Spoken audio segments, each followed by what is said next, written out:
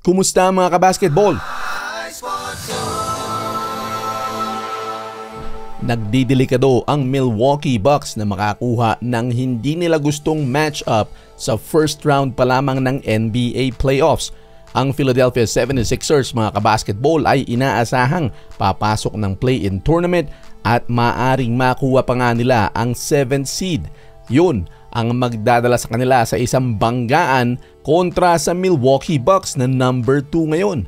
Nasa 8th spot ang Philadelphia 76ers ngayon, pero kung tatandaan nyo, bumaksak lamang yan dahil nga nang ma-injure itong si Joel Embiid. Kaya naman mula sa pangalawang pwesto ay dumausdos sila at napalitan sila ng Milwaukee Bucks. Kaya pag inisip natin, peking number 8 seed itong Philadelphia 76ers. Kakabalik pa lamang nitong si Joel Embiid mula sa injury, pero maganda na ang pinapakita nito.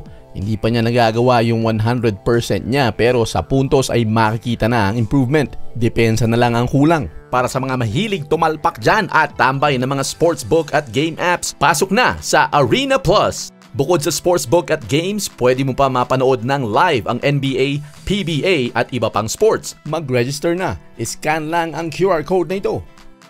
Ang good news para sa Philadelphia 76ers sa pagbabalik ni Joel Embiid ay bad news naman para dito nga sa Milwaukee Bucks. Hindi naman natin sinasabi na takot ang Milwaukee Bucks mga kabasketball, pero malaki ang problema nila ngayon kahit nasa number 2 sila.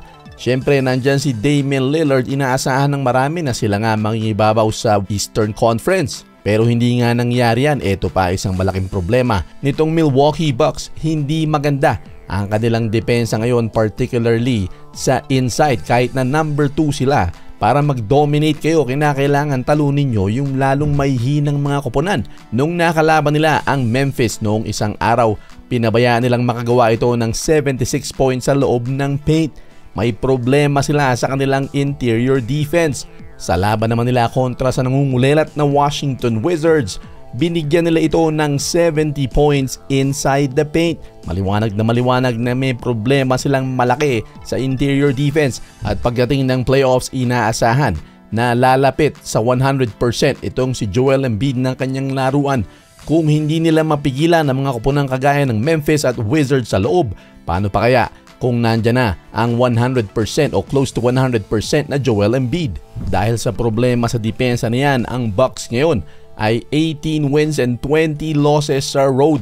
At pagkatapos silang matalo sa Memphis Grizzlies, binabatikos nga itong si Coach Doc Rivers, at ang kanyang response mga kabasketball ay tila sinisisi niya yung travel crew. Bukod raw sa mga players ay hindi daw seryoso yung kanilang staff. Sinisisi ang professionalism at seriousness pag nasa road games daw sila. Kaya naman binatikos ng former player ni Doc Rivers na si JJ Redick ang kanyang former coach, at sinasabing ang mahilig daw itong magpalusot.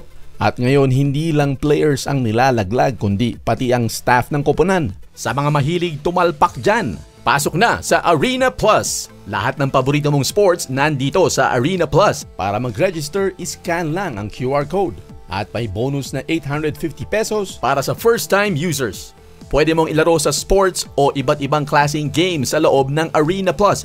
At ang maganda dyan ay pwede kang makapanood ng paborito mong sports kasama ang NBA at PBA sa loob ng app basta meron ka lang account. Kaya pasok na sa Arena Plus, scan lang ang QR code.